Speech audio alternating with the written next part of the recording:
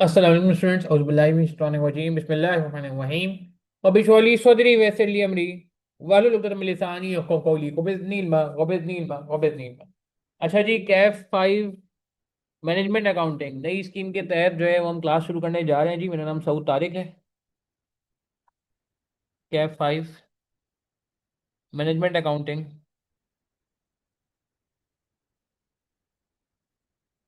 For spring 2026 and onwards. Spring 2026 पहली attempt है जिसमें ये कैफ 7 मैनेजमेंट अकाउंटिंग जो है वो एप्लीकेबल है। थोड़ा सा मैं अपना बैकग्राउंड दे देता हूँ जी। मेरा नाम सऊद तारिक है।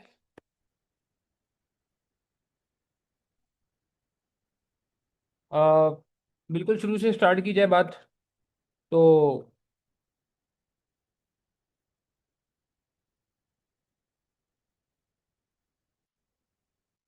मैं कुछ अपने बारे में आपको बता देता हूँ।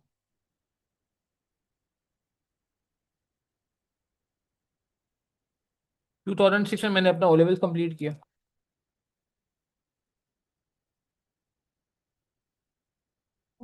2008 में मैंने अपना ए लेवल्स कंप्लीट किया। 2010 में मैंने अपना ए सी सी बी अलहमदिल्ला कंप्लीट कर लिया। उसके बाद मैं सी ए में आ गया, कुछ एग्जाम्पशंस क्लेम की।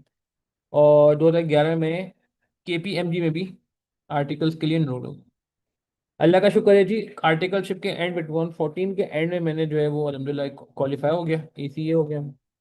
और उसके बाद जो है अल्लाह भला करे, मैंने केपीएमजी में 2017 तक काम किया।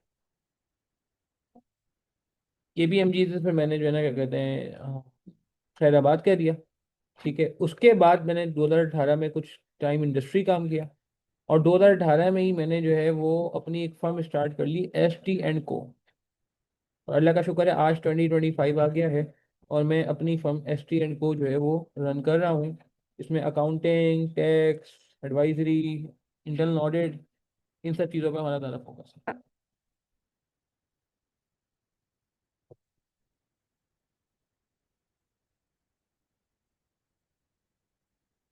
ठीक है जी।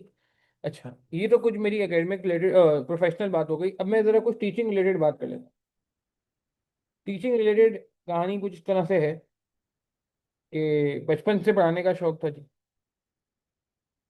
तो कब से पढ़ा रहा हूँ जी? मैं पढ़ा रहा हूँ 2005 से।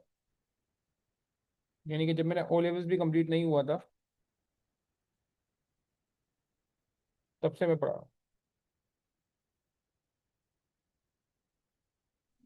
बहुत शॉर्ट अगर बात की जाए तो 2005 से लेके 2014 तक, ये 9 ईयर्स का अरसा बनता है। इसमें मैंने ओ लेवल्स, ए लेवल्स और ए सी सी ए को पढ़ाया। ठीक है जी। और कुछ मैथ्स, जो एप्टीट्यूड टेस्ट था, मैथ्स का एप्टीट्यूड टेस्ट होता था, उसके लिए भी पढ़ाया।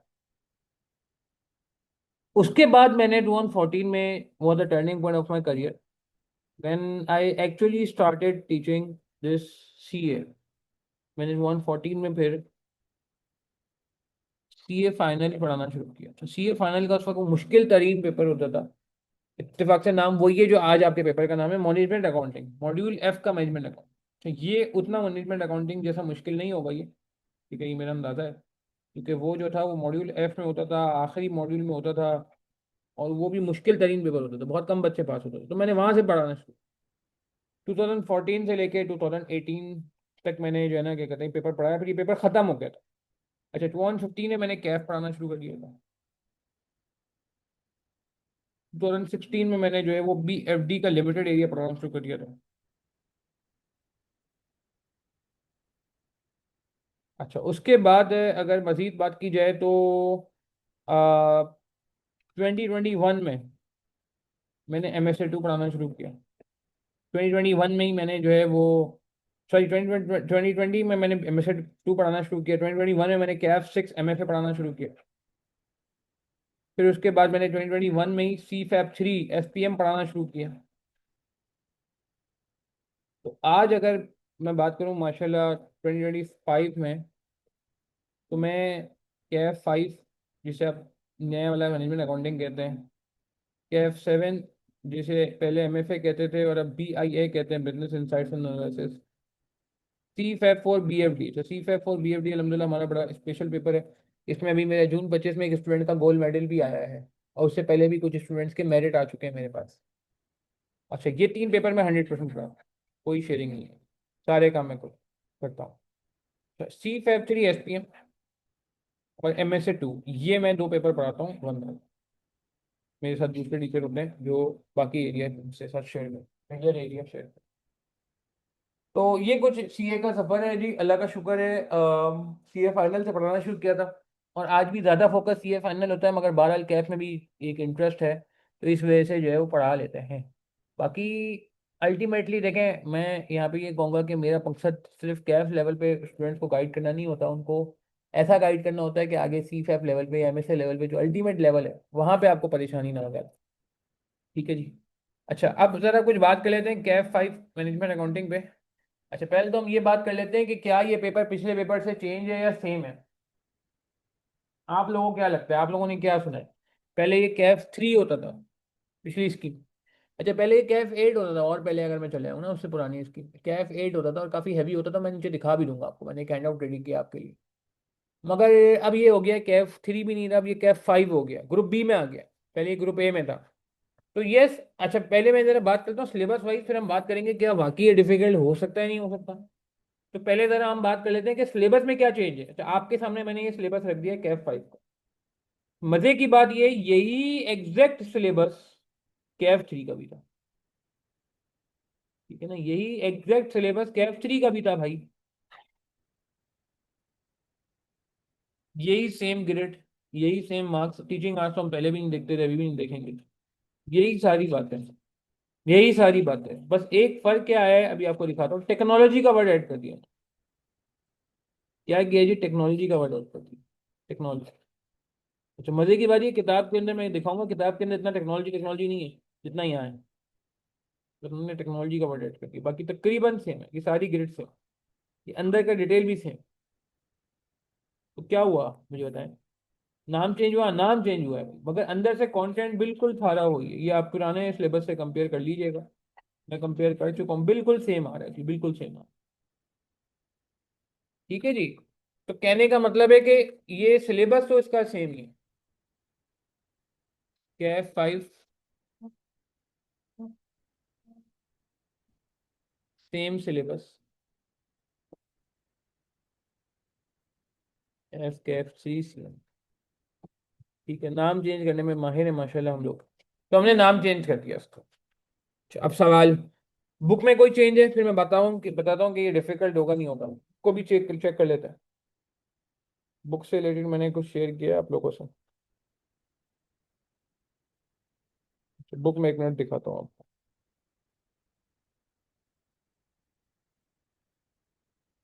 अच्छा देखें, ये ओल्ड किताब है, ओल्ड किताब है, ध्यान में रखिएगा। कितने चैप्टर हैं? 16 चैप्टर है।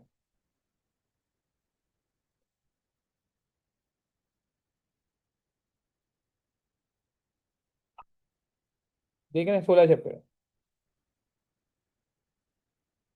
अच्छा, पहला इन्वेंट्री वैल्यूएशन है, फिर इन्वेंट्री मैनेजमेंट है, फिर ओवरहेड है, ये सारी चीजें। ठीक है, अब मैं आपको नई किताब दिखाता हूँ, ये नई किताब है। नई किताब में कितने चैप्टर हैं? इसमें भी 16 चैप्टर है।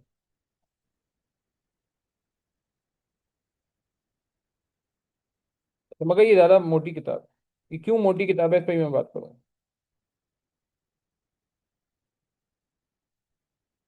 413 पेज पे जा रही है, आखिरी चैप्टर, उसके बाद भी कुछ चलेगा। अच्छा, क्या है सिलेबस सेम है क्या, बुक का कंटेंट सेम है, देख लेते हैं। पहला यहाँ पे इन्वेंट्री वैल्यूएशन है, यहाँ पे इन्वेंट्री वैल्यूएशन, फिर वहाँ पे इन्वेंट्री मैनेजमेंट यहाँ पे नहीं है। अच्छा ठीक है, फिर यहाँ पे ओवरहेड है, वहाँ पे ओवरहेड है। फिर इसके बाद वहाँ पे जो था वो एक्टिविटी बेस्ड कॉस्टिंग था और लेबर था। यहाँ भी एक्टिविटी बेस्ड कॉस्टिंग है और लेबर है। फिर उसके बाद वहाँ पे था जी cost flow in production, job and service and process costing. इसी तरह cost flow, job and service, process costing. फिर उसके बाद वहाँ पे था joint by product marginal absorption standard costing, joint by product marginal absorption standard costing. फिर आ जाए जी वेरिएंस एनालिसिस, एक का फर्क चल रहा है, ये 11 है वहाँ पे, तो वहाँ पे 12 था। Target costing, cost volume profit analysis, target costing, cost volume profit, यहाँ पे 13 है, वहाँ पे 14 होगा। रिलेवेंट कॉस्ट और decision making techniques. Relevant cost, ये थी इन्वेंट्री मैनेजमेंट जो वहाँ पे चैप्टर 2 था, इसको लास्ट में फेंक दिया बस। एक ये चेंज किया इन्होंने किताब, यानी कि क्या सिलेबस चेंज हुआ है? नहीं, सिलेबस चेंज थोड़ी हुआ, क्या बुक चेंज हुई है? नहीं, बुक भी चेंज नहीं हुई, सिर्फ सीक्वेंस चेंज कर दी बुक के अंदर। तो आप बोलेंगे सर ये पेजेस कैसे बढ़ गए? पेजेस कैसे बढ़ गए? तो इसका जवाब ये है कि इन्होंने रीसेंट अटेम्प्ट के पास पेपर इसमें डाल दी, वो न्यू स्टडी टेक्स्ट का पार्ट बना लिए थे।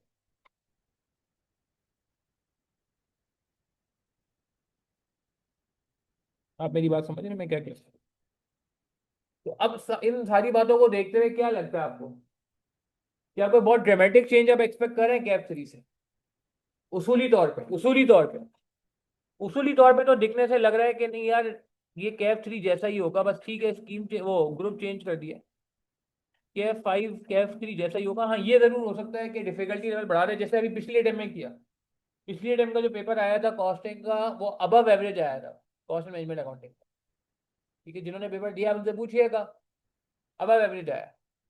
तो उसके पीछे लॉजिक क्या है? इसके पीछे लॉजिक मैंने आपको बता दी। लॉजिक ये है कि भैया वो शायद ग्रुप बी में जाने का था, इस वजह से उसने उसको मुश्किल कर दिया, मगर content wise syllabus wise same है।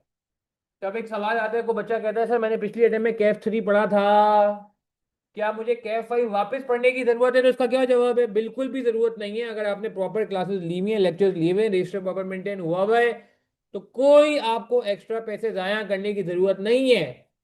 उसी को पढ़ो, उसी को रिवाइज करो, उसी को पक्का करो, सिलेबस तो सेम है, सिलेबस तो सेम है, और बुक भी सेम है, बुक भी सेम है। तो जब जब सब चीजें सेम है, तो मैं क्यों पैसा खर्च करूं भैया, क्यों पैसा खर्च करूं? क्या ये बात समझ आती है आपको? I we clear till this point? Okay, यहाँ तक बात ठीक है। अच्छा, अब सवाल कि हमारे पास सिलेबस में क्या क्या है। तो भाई घबराने की बात नहीं है, ये पेपर इतना मुश्किल नहीं होगा मुझे लग रहा है। बस कैफ 3, अगर कैफ 3 जैसी बातें होंगी, बस लेवल बढ़ा दिया है। बेहतर तो यही है कि आप अच्छी तैयारी से जाएं, वैसे तो वैसे भी जाना चाहिए आई कैफ के पेपर में अच्छी तैयारी से, मगर इसमें मैं कहूँगा थोड़ा और सीरियस हो जाए, क्योंकि जाहिर सी ग्रुप ए से चीज़ ग्रुप बी में चले गई है। अच्छा, तो ये मैंने बता दिया, ये as it is almost same ही है, ये सारी चीज़ें आप कंपेयर कर सकते हो पुराने और नए को। अच्छा, ये मैंने और पहले, ये पहले कैफ 8 होता था, मैंने आपको बताया था ना, पहले ये 2021 से पहले कैफ 8 होता था। तो 2021 तक इसके अंदर क्या आते हैं जी, कुछ टॉपिक ऐसे थे जो अब कैफ 6 यानी कैफ 7 का पार्ट बन गए। पहले कैफ 6 एमएफए का पार्ट बने थे, अब वो कैफ 7 का पार्ट बन गए। ये कैफ 8 हुआ करता था। तो कहने लगे के लिए कॉस्टिंग काफी हैवी हुआ करता था जब ये ग्रेड बी में था, जब ये आखिरी पेपर में था, ग्रुप तो नहीं था उस वक्त ए और बी, मगर उसके आखिरी पेपरों में था। कैफ 9 ऑडिट होता था, कैफ 8 कॉस्टिंग होता था। आज भी ऐसा ही है, कैफ 8 ऑडिट है, आखिरी पेपर ऑडिट है, और ऑडिट से पहले वाला पर्चा इन्होंने एक बीआईए कर दिया, और थोड़ा सा पहले वाला पर्चा कॉस्टिंग कर दिया।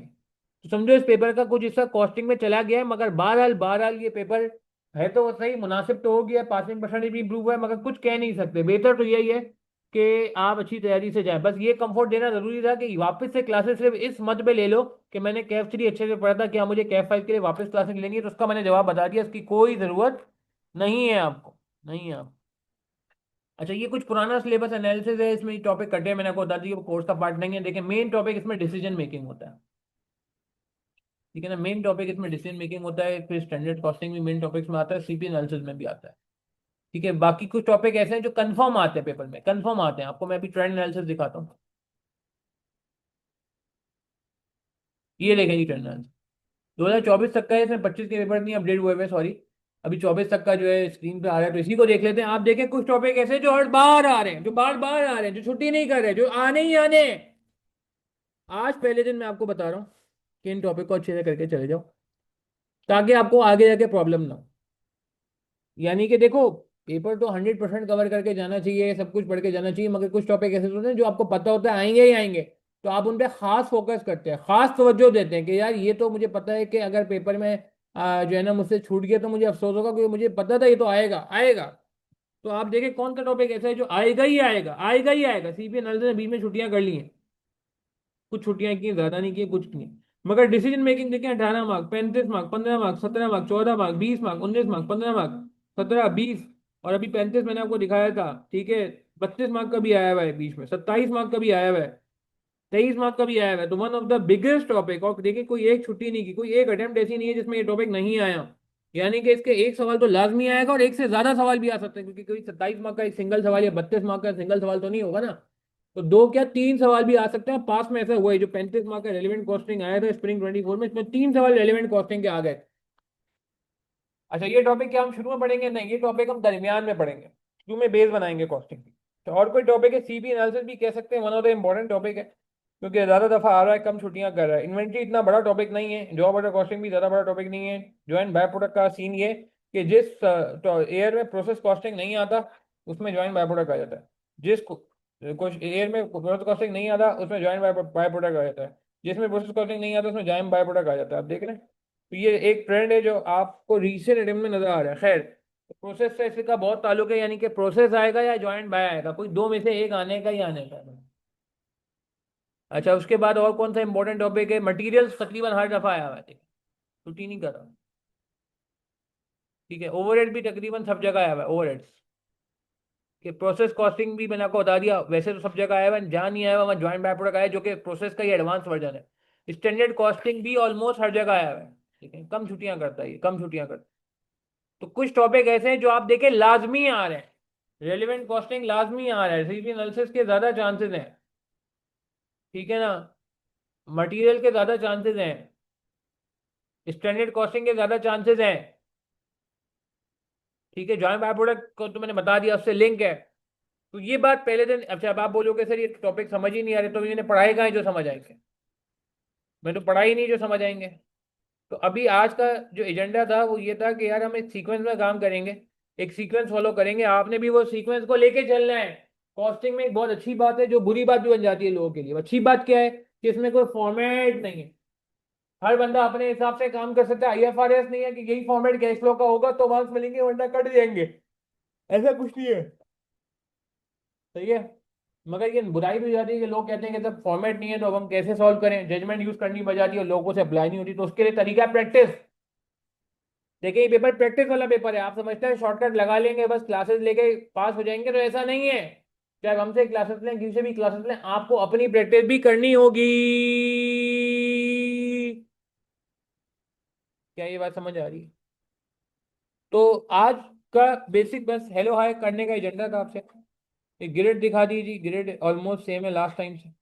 ठीक है, ये बता दिया कि हमारे पास मेन टॉपिक्स कौन से हैं, ये बता दिया कि किताब में कोई चेंज नहीं है, खास सिर्फ सीक्वेंस चेंज हुई है, और आई कैप के रीसेंट के बासबर डाल दिए, दैट्स ऑल।